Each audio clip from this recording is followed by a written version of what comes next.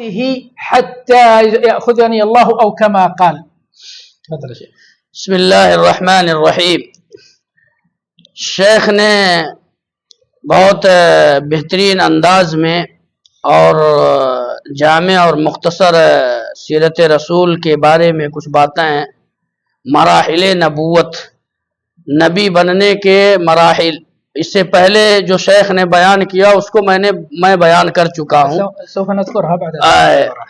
اللہ کے نبی صلی اللہ علیہ وسلم آپ کو معلوم ہے اور اس کو میں نے بتایا تھا کہ کبھی اللہ کے نبی صلی اللہ علیہ وسلم نے کسی بھی بت کی طرف نظر اٹھا کر کے اللہ کے نبی نے نہیں دیکھا، چاہے وہ طفولت کی عمر میں ہو، چاہے وہ جوانی کی عمر میں ہو. نبی بننے سے پہلے کبھی بھی اللہ کے نبی صلی اللہ علیہ وسلم بتوں کی طرف اللہ کے نبی صلی اللہ علیہ وسلم نے نہیں دیکھا.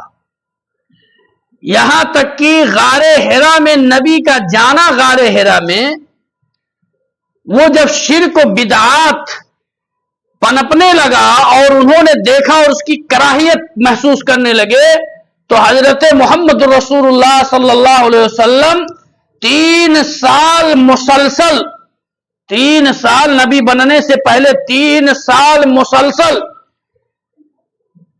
غار حرا میں جاتے اور رات بھر، اور خاص کر کے رمضان میں رات بھر رمضان میں غار حرا میں اللہ کو یاد کر کے جو بچی کھچی دین ابراہیمی تھی اسی پر، اس پر عمل کرتے 3 سال مسلسل. صبح جب ہوتی تو خانہ کعبہ میں آتے، اترتے غار حرا سے خانہ کعبہ میں آتے اور آ کر کے خانہ کعبہ کا طواف کرتے اور پھر سیدھے اپنے گھر چلے جاتے. یہ نبی صلی اللہ علیہ وسلم کا طریقہ رہا تھا. جب 40 سال کی عمر پہنچ گئی، اور اکثر نبیوں کو 40 سال کی عمر میں ہی نبوت دیا جاتا ہے، اور 40 سال کی عمر میں عقل، توانائی اور سوچ سمجھ بوجھ ساری چیزیں اللہ رب العالمین مکمل کر دیتا ہے. 40 سال کی عمر پہنچنے کے بعد اللہ کے نبی صلی اللہ علیہ وسلم غار حرا میں رمضان کے مہینے میں بیٹھ کر کے غار حرا میں عبادت ہی کر رہے تھے ابراہیمی دین ابراہیمی پر، کہ اتنے میں آدمی کی شکل میں جبریل علیہ السلام آ کر کے پہنچ گئے. غار حرا آپ اگر فوٹو میں دیکھیں گے تو کوئی بہت بڑا غار نہیں ہے، گفا ہے. ایک غار کا مطلب گفا. اور آپ تصور کیجئے کہ ایک آدمی غار حرا میں اس وقت چڑھنے کے لیے اس کو سوچنا پڑ رہا ہے، جیسے غار ثور چڑھنے کے لیے آدمی کو سوچنا پڑتا ہے، ویسے غار حرا.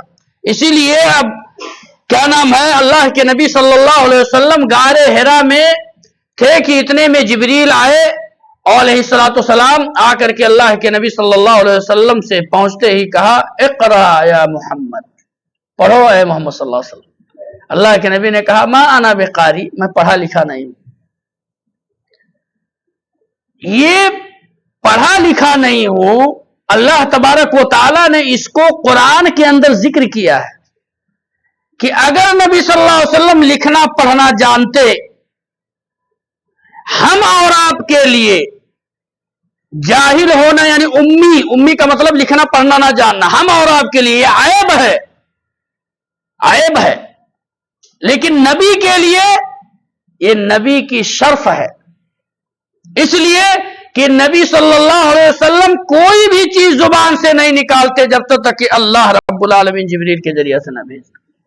اس لیے اللہ نے قرآن میں کہا کہ اگر آپ اے نبی صلی اللہ علیہ وسلم لکھنا پڑھنا جانتے تو یہ لوگ یہود و نصارہ آپ کے اوپر کیچڑ اچھالتے کہ یہ جو چاہتے ہیں اپنے ہاتھ سے لکھتے ہیں.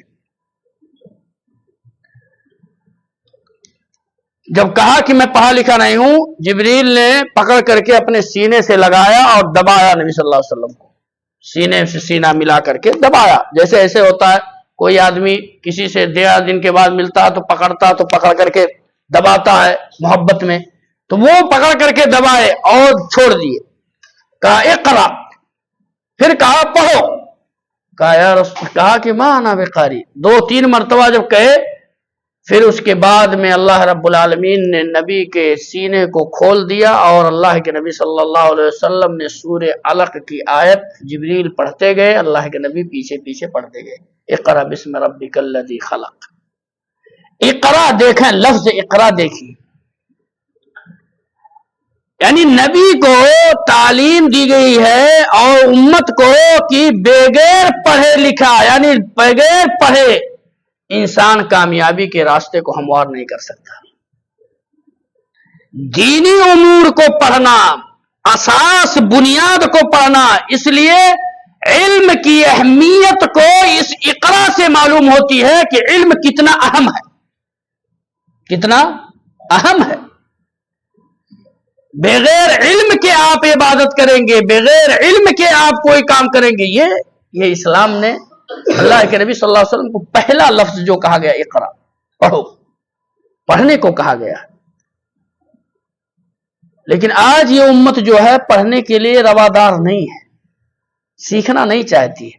اس کے بعد میں اللہ کے نبی پر جب یہ آیت نازل ہوئی، اللہ کے نبی پسینے میں سرابور، خوف، حراست، رات کے وقت وہاں سے بھاگے بھاگے آئے اور حضرت ختیجہ کے پاس پہنچے گھر پر، اس لیے کہ انسان جب کہیں پریشان ہوتا ہے تو وہ لوٹ کر کے اپنے گھر، اپنے اہلیہ کے پاس آ کر کے اس کو سکون کے لیے وہ آتا ہے۔ اور حضرت ختیجہ رضی اللہ تعالیٰ عنہ اتنی عظیم عورت تھی، مکے کی خاتون تھی، کہ ویسی خاتون اللہ رب العالمین نے ساز و نادر دنیا کے اندر پیدا کیا۔